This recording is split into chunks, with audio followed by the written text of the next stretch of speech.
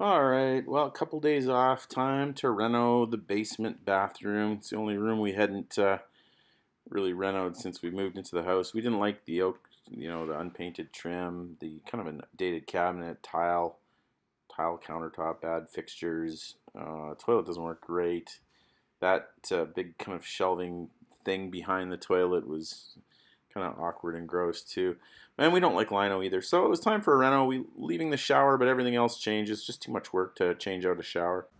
Okay, here's a sneak peek of the final product, and now I'm going to work you through the whole project. So here we go. First step: take off the door, pound out those little pegs.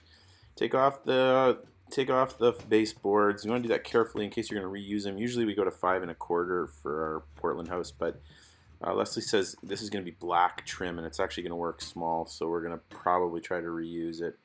Pulled off the lino and yep, lots of mold. So get out the bleach, cut out some wood. Then we went to pick up some hardy board, 1/4 inch hardy board backer, about 80 bucks on that. Thin set, some grout for the tile. Splurged and got the nice screws. And it's time. This is demo time, by the way. So you got to unhook your plumbing, turn off those little spouts, and you want to disconnect the sink. It's actually real easy. Just look at YouTube videos if you don't know how to do this stuff. And once the sink is disconnected, then you can start to try to take off the countertop. But apparently, my video is going to go long on this. It's actually pretty intuitive. It does help to have a couple wrenches. I don't even think I used the big one. Sledgehammer is also helpful. You can see usually the first step is take it off the countertop. Remember, the plumbing's got to be off first. And also, clearly, you take everything out of the bathroom. I didn't mention that step.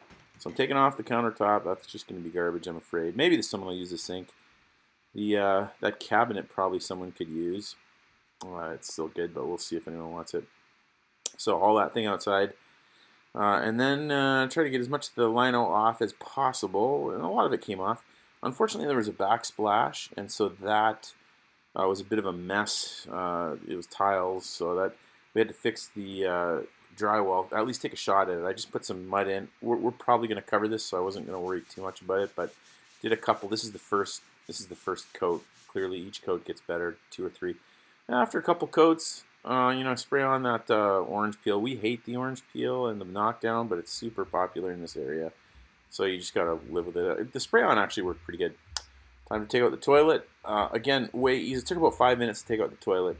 Not hard at all. You just turn off the water down there, disconnect. I use the wet dry vac to get all the, you flush of course. I use the wet dry vac to get the rest of the water out, then 2 bolts at the bottom, and lift her off. Kind of gross, but actually not too hard. Get that thing outside.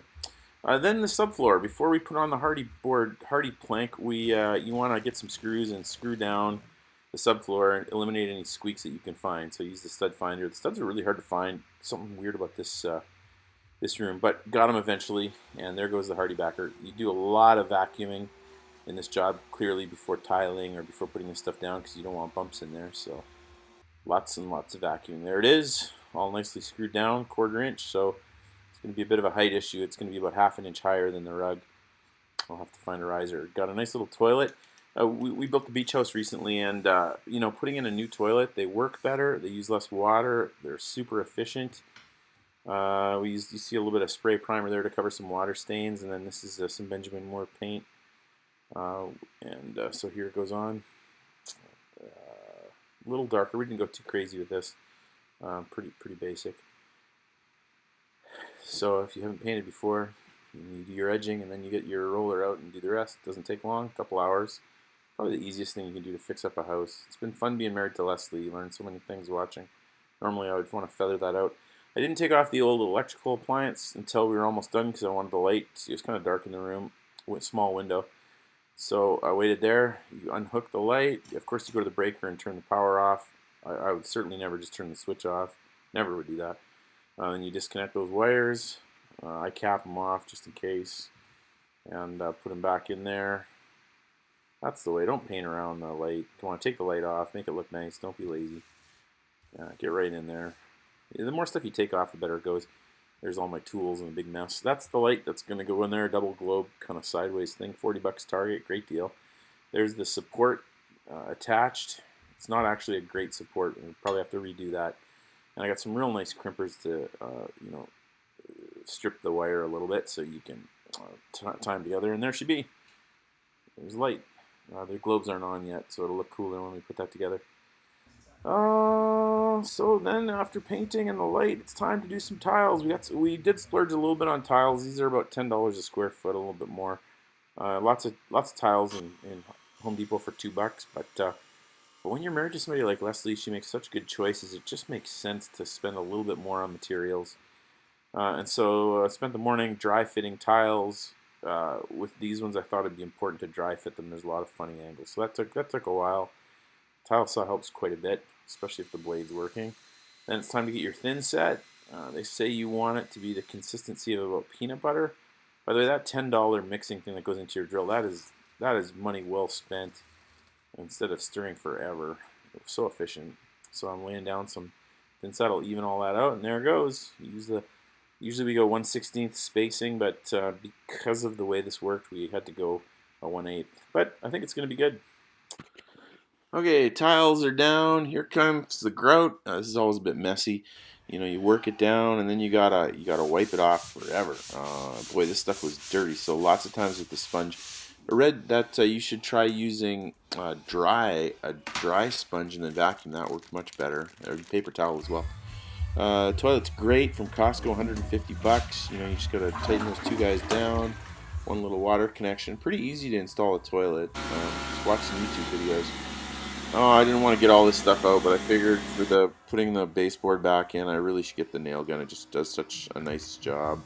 So I hauled it out, and of course you want to make sure you don't use your nails aren't too long. You don't want to go through a pipe or something. Be careful where you're nailing. Try to figure out what's behind the wall.